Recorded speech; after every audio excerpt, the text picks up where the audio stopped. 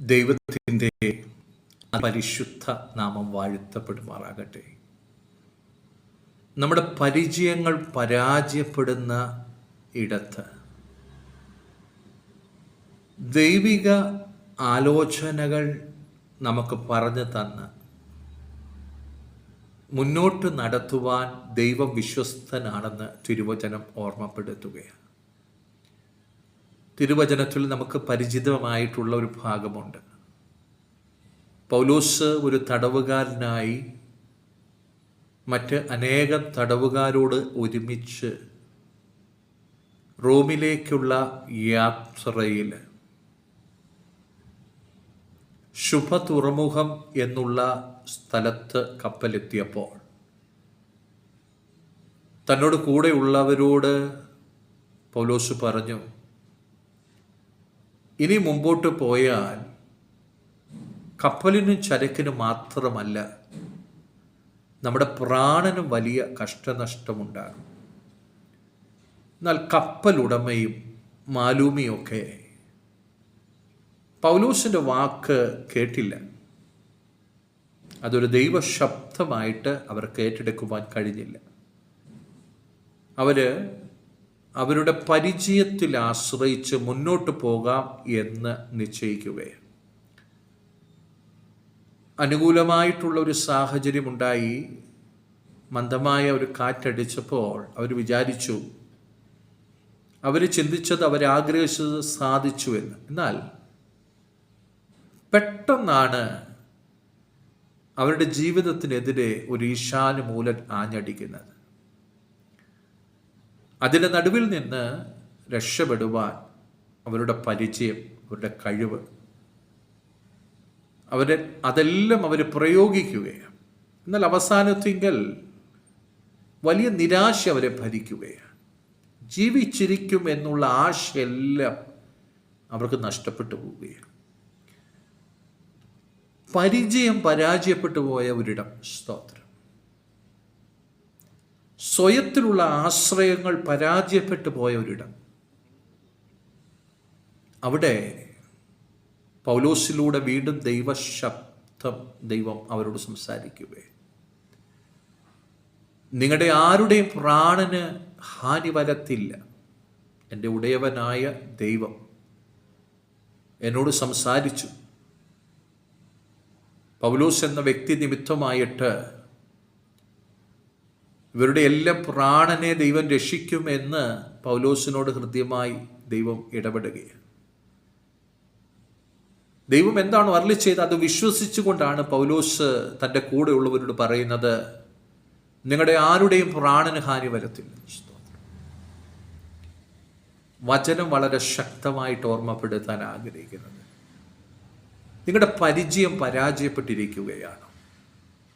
നിങ്ങളുടെ എക്സ്പീരിയൻസുകൾ കൊണ്ട് മുന്നോട്ട് പോയിട്ട് നിങ്ങൾ വിടുതൽ കാണുവാൻ കഴിയാതെ പരാജയപ്പെട്ടിരിക്കുന്ന ഒരു സാഹചര്യമാണ്. നിങ്ങളുടെ പരിശ്രമങ്ങൾ, നിങ്ങളുടെ ആശ്രയങ്ങളെല്ലാം നിങ്ങളെ ഒരു വലിയ പരാജയത്തിലാണോ കൊണ്ട് എത്തിച്ചിരിക്കുന്നത്? നിങ്ങൾ ശൂന്യമായിട്ടാണോ ഈ വചനം കേൾക്കുന്നത്? നിങ്ങളോട് വ്യക്തിപരമായിട്ട് ദൈവത്തിൻ്റെ വചനത്തിന് സംസാരിക്കുവാനുള്ളത്, നിങ്ങളുടെ പ്രാണന് ഹാനി വരത്തില്ല. കഷ്ടവും നഷ്ടവും ഒക്കെ ജീവിതത്തിൽ ഉണ്ടായിരിക്കാം, എന്നാൽ നിങ്ങളുടെ പ്രാണൻ നഷ്ടപ്പെട്ടു പോകുവാൻ ദൈവം അനുവദിക്കത്തില്ല. നിങ്ങളുടെ പ്രാണന് കരുതൽ ദൈവം ഒരുക്കും എന്ന് ദൈവത്തിൻ്റെ വചനം ഓർമ്മപ്പെടുത്തുകയാണ്. ഈശാനുമൂലൻ്റെ നടുവിൽ പിടിച്ചു നിൽക്കുക എന്ന് പറയുന്നത് അസാധ്യമാണ്. ഈശാനുമൂലൻ്റെ നടുവിൽ തകരപ്പെടാതിരിക്കുന്നത് അസാധ്യമാണ്. എന്നാൽ ദൈവത്തിൻ്റെ വചനം പറയുന്നു, ദൈവം പറയുകയാണ്, നിങ്ങളുടെ പ്രാണന് കഷ്ടനഷ്ടങ്ങൾ ഉണ്ടാകത്തില്ല എന്ന് പറഞ്ഞാൽ ഒരു ഈശാനുമൂലനും പിന്നെ നിങ്ങളെ തൊടുവാൻ കഴിയത്തില്ല. സ്തോത്രം. എത്ര പേർക്ക് അത് വിശ്വസിക്കാൻ പറ്റുന്നുണ്ട്? നിങ്ങളുടെ ജീവിതത്തിൽ ഒരു വിടുതൽ തരുമെന്ന് ദൈവം നിങ്ങളോട് കൽപ്പിച്ചിട്ടുണ്ടെങ്കിൽ നിങ്ങൾ പിന്നെ നിരാശപ്പെട്ടിരിക്കുകയല്ല. ആ വിടുതലിലേക്ക് എത്തുവാൻ ദൈവത്തിൽ ആശ്രയിക്കുകയും പ്രാർത്ഥിക്കുകയും ചെയ്യുവാൻ തയ്യാറാകണമെന്ന് തിരുവചനം ശക്തമായിട്ട് ഓർമ്മപ്പെടുത്തുന്നു. ദൈവമക്കളെ, ദൈവഹിതപ്രകാരം ചലിക്കാൻ നമ്മൾ ഏൽപ്പിച്ചു കൊടുത്താൽ, ദൈവഹിതപ്രകാരം മുന്നോട്ട് പോകുവാൻ നമ്മൾ ഏൽപ്പിച്ചു കൊടുത്താൽ നമ്മുടെ ജീവിതത്തിൻ്റെ മേഖലകളിൽ നമ്മൾ അഭിമുഖീകരിക്കുന്ന ഏത് ഈശാനമൂലനെയും പരിഹരിക്കുവാൻ ദൈവം വിശ്വസ്തനാണെന്ന് തിരുവചനം ഓർമ്മപ്പെടുത്തുന്നു. പരിചയത്തിൻ്റെ പിന്നാലെ ഓടിയത് മതിയാക്ക്, സ്വയത്തിൽ ആശ്രയിച്ച് ഓടിയത് മതിയാക്ക്. ദൈവത്തിൻ്റെ സന്നിധിയിലേക്ക് നിങ്ങളൊന്ന് ഏൽപ്പിച്ചു കൊടുക്കുവാൻ തയ്യാറാകുക. സ്തോത്രം. ദൈവം പ്രവർത്തിക്കുവാൻ മതിയായവൻ എന്ന് തിരുവചനം ശക്തമായിട്ട് ഓർമ്മപ്പെടുത്തുകയാണ്. വിശ്വസിക്കാൻ എത്ര പേർക്ക് കഴിയുന്നു? ഈശാനമൂലന നടുവിൽ കപ്പൽ തകർന്നുവെങ്കിലും ആരുടെയും പ്രാണന് ഹാനി വരാതെ അവരെല്ലാവരും ഒരു തരത്തിൽ നീന്തി അക്കരെ എത്തി എന്ന് തിരുവചനത്തിനകത്ത് രേഖപ്പെടുത്തിയിരിക്കുകയാണ്. മെലീത്ത ദ്വീപിലേക്ക് അവർ പ്രവേശിക്കുകയാണ്. നോക്കുക, ആമേൻ. ഈശാനമൂലൻ ആഞ്ഞടിച്ച സാഹചര്യത്തിൽ ആ കടലിൽ തകർന്നു പോകുവാൻ ദൈവം അവരെ അനുവദിച്ചില്ല. മറിച്ച് ദൈവത്തിൻ്റെ കരം അവർക്ക് അനുകൂലമായി വെളിപ്പെട്ടു. അധികാരികളുടെ ഹൃദയത്തിൽ അനുകൂലമായി ചലിച്ചുകൊണ്ട് അവരാരുടെയും പ്രാണന് നഷ്ടം സംഭവിക്കാതെ അവരെല്ലാവരും അക്കരെ എത്തി. ഇന്ന് വചനത്തിന് ഓർമ്മപ്പെടുത്താനുള്ള നിങ്ങളെ അക്കരെ എത്തിക്കാൻ ദൈവം വിശ്വസ്തനാണ്. നിങ്ങളുടെ പരാജയങ്ങളെ പരിഹരിച്ചുകൊണ്ട്, നിങ്ങളുടെ ജീവിതത്തിലെ നഷ്ടങ്ങളെ പരിഹരിച്ചുകൊണ്ട് നിങ്ങൾക്ക് മുമ്പോട്ട് ജീവിക്കാനുള്ള സാധ്യതകൾ തുറന്നു തരുവാൻ ദൈവത്തിന് കഴിയുമെന്ന് തിരുവചനം ഓർമ്മപ്പെടുത്തുകയാണ്. എത്ര പേർക്ക് ഈ വചനം കേട്ടുകൊണ്ടിരിക്കും വിശ്വസിക്കാൻ പറ്റുന്നു? ആമേൻ. എൻ്റെ ജീവിതം പരാജയപ്പെട്ടു, എൻ്റെ പ്രത്യാശയെല്ലാം നഷ്ടപ്പെട്ടു, ഇനി ഒരു വിടുതൽ എനിക്ക് കാണാൻ പറ്റത്തില്ല എന്ന് ആരെങ്കിലും ചിന്തിച്ച് നിരാശപ്പെട്ട് ഇനി ഈ ജീവിതം കൊണ്ട് എന്ത് പ്രയോജനം, ഈ ജീവിതം അവസാനിപ്പിച്ച് കളയാമെന്ന് ആരെങ്കിലും ചിന്തിക്കുന്നുവെങ്കിൽ വചനത്തിന് പറയാനുള്ളത്, നിങ്ങളുടെ പ്രാണനെ രക്ഷിക്കാൻ കഴിയുന്ന ഒരുവൻ ജീവിക്കുന്നു. ആ ദൈവത്തിൽ ഇന്ന് ആശ്രയിക്കുവാൻ തിരുവചനം ശക്തമായിട്ട് ഓർമ്മപ്പെടുത്തുകയാണ്.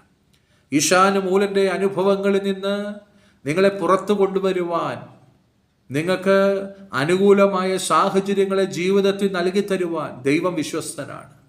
ഒരു പ്രതിസന്ധി കൊണ്ടൊന്നും തീരുന്നതല്ല നമ്മുടെ ജീവിതം. ഒരു കഷ്ടത കൊണ്ട് അവസാനിക്കേണ്ടതല്ല നമ്മുടെ ജീവിതം. നമ്മളെക്കുറിച്ച് ദൈവത്തിനൊരു ഉദ്ദേശവും പദ്ധതിയും ഉണ്ടെങ്കിൽ നിശ്ചയമായിട്ടും ഈ കഷ്ടതയ്ക്കപ്പുറത്തൊരു വിടുതലുണ്ട്. ഈ കഷ്ടതയുടെ വഴിത്താലുകൾക്കപ്പുറത്ത് ആശ്വാസത്തിൻ്റെ, സമാധാനത്തിൻ്റെ, സന്തോഷത്തിൻ്റെ അനുഭവമുണ്ട്. അത് വിശ്വസിക്കാൻ എത്ര പേർക്ക് കഴിയുന്നു? നിങ്ങളുടെ ജീവിതത്തിൽ ആ വിശ്വാസം കടന്നു വരട്ടെ.